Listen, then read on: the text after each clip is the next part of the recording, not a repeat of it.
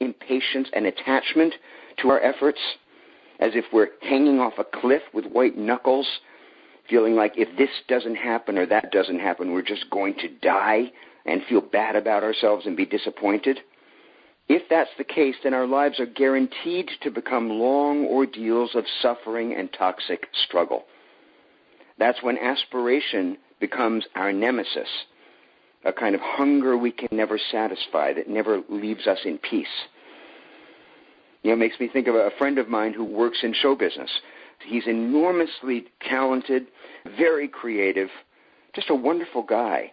But he is literally eaten up with ambition and competition and hunger that he can never fill.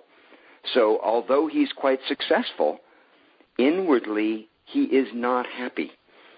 And he recognizes that the reason he's not happy is that he is coming from a place of self-loathing, a place of never feeling good enough, and that's something that we're going to be talking about in a moment. But what happens if we approach aspiration differently? What if we approach aspiration with surrender, humility, and humor, with a kind of ease, knowing as spiritual seekers that even though we pour ourselves into what we do, we give it our best, we devote our time and our energy, we engage our passions, although all of those things are true, we realize as seekers that in the end, none of it is that important.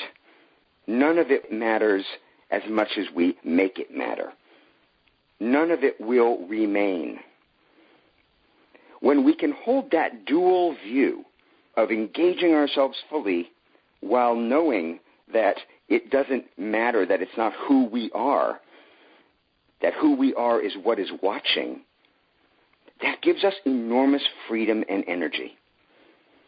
It means that we have sympathy and tenderness toward the actor, but the actor is just that, a character in a changing play, a personage that's always changing, not a thing we can hold on to permanently.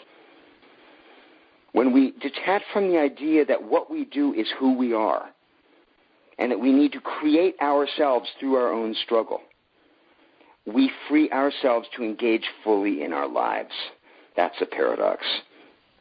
Now, if you say this to a nihilist, if you tell a nihilist that nothing matters, it sounds like the end of the world. What do you mean nothing means anything? What do you mean that what I do doesn't define me? But to a seeker, this essential truth is just the beginning. A seeker says, you mean if it doesn't really matter, then I can go for that big thing, knowing that if it doesn't happen, I won't be destroyed, that I won't be defined one way or the other? Whether, as the Buddhists say, it's praise or blame, who I am will be essentially